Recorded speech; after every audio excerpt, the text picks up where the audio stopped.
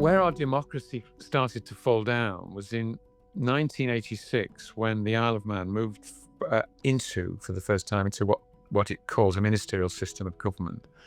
And soon after that, Jersey and Guernsey followed suit. I think at the time, and even then, as a much younger man, I was very much aware that the formation of the ministerial system of government wasn't a finished article. It was a positive move towards trying to get more cohesive government, but that it would need refinements and adjustments. We never got those refinements and adjustments, and we didn't get that because it became too comfortable for both the bureaucracy and the politicians to live within the ministerial system. Why? Because a minister would very quickly have their ego stroked and be heavily supported by their individual departmental CEO. And from the departmental point of view, the CEOs became increasingly powerful. How and why? Well, what I should explain to your listeners is that there is no such thing as the Isle of Man government. It is actually a collection of legal entities, of which each is a department. And so CEOs of departments have increasingly developed a sense of what is important to me is my fiefdom, my department, to grow it. And CEOs, generally speaking, are obviously significantly much more experience than their sometimes naive, well-meaning new minister coming in, and very much steer the ship.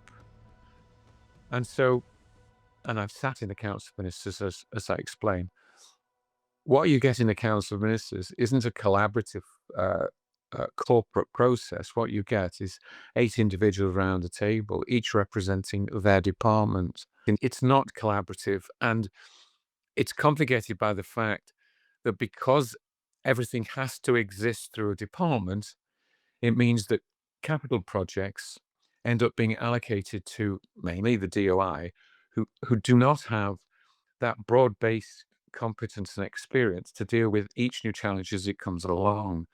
And so you may be aware that the Isle of Man has made a significant number of serious mistakes over a lot of its capital projects. When I was Minister of Policy and Reform, my concern was, how do we fix this?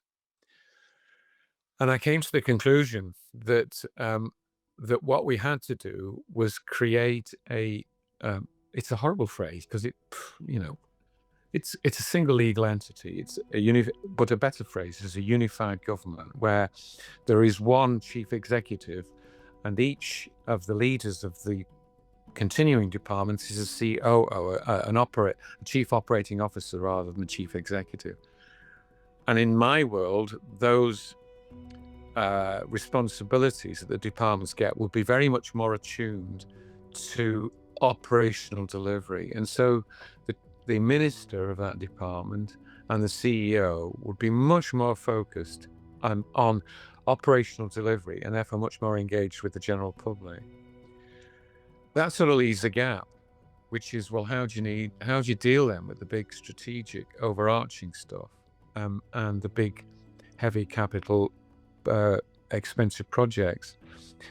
And the answer in my world, as it were, is and increasingly others, is that you would bring those to the center and form teams around those strategy issues or project issues, arrive at a conclusion, and then bring that holistically to the Council of Ministers, who as a whole would then be responsible for deciding whether they wanted it to go forward or not. So each minister would then become responsible for that big ticket issue, rather than one particular minister who was responsible for it and leading a department that hadn't got the necessary competencies. And I'm not criticizing either the minister or the civil servants here.